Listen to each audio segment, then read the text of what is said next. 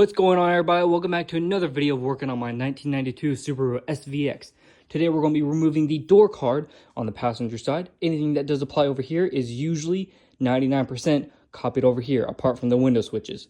And here are the tools that you're going to need. You're going to need a Phillips head screwdriver around the medium size range. You're going to need a pry tool of some kind, not 100% needed. You can definitely use a flathead to get away with it, but just in case.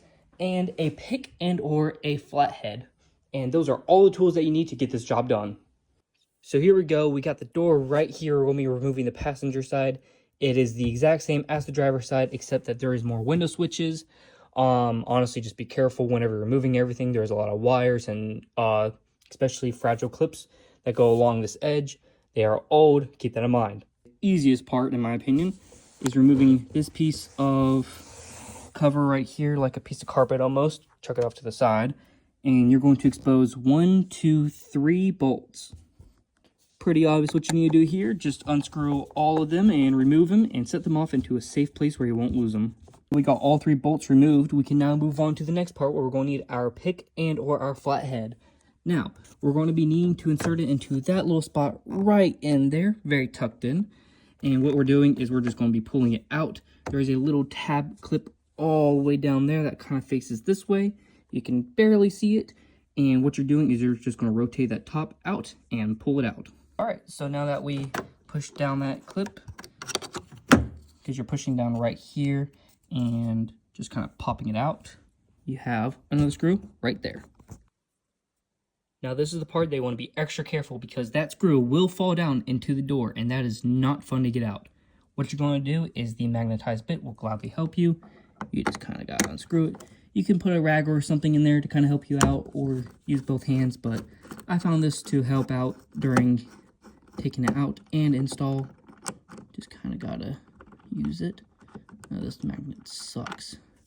Well, anywho, stick my hand in there, and there you go, just a little guy.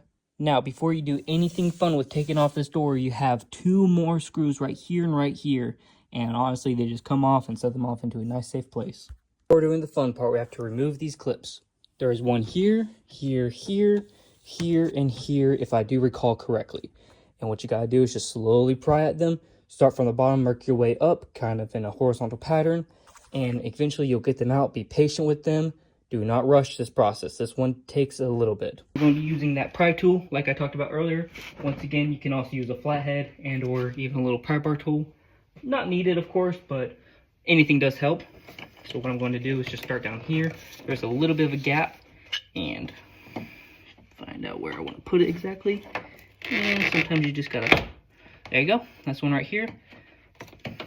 And it's definitely a slow process. Kind of gotta work your way around.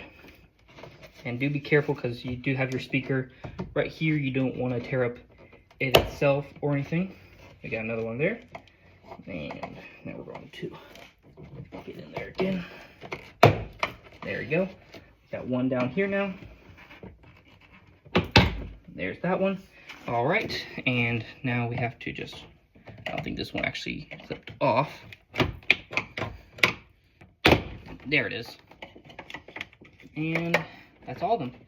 So now we're completely loose, and now this is the fun part. I'm gonna screw that drawer in so I get myself a little more room. Take everything, kind of gotta work it up slowly. Start from the back, make your way forward, and it all pops up. Let's see if I can do that. There you go, and it comes off. Do be cautious about your clips over here. You do have 2 of them. You have one here for the switch itself, then you have another one down for that recess light. They're pretty easy just to disconnect. It's just a push clip where you just push it in together and it pops right apart. Put a knee underneath it. Remove that first one. And remove that second one. There you go. It is completely off now. Completely disconnected. And didn't break one clip. Now, while you're in here, this gives you access to remove a whole bunch of other things. You can remove your speaker now. You can work on any of the window components. To remove the lining, obviously use a slight heat gun or hair dryer just remember to remove this bracket right here, just 2 more Phillips head screwdrivers. Past that, it's pretty simple, straightforward.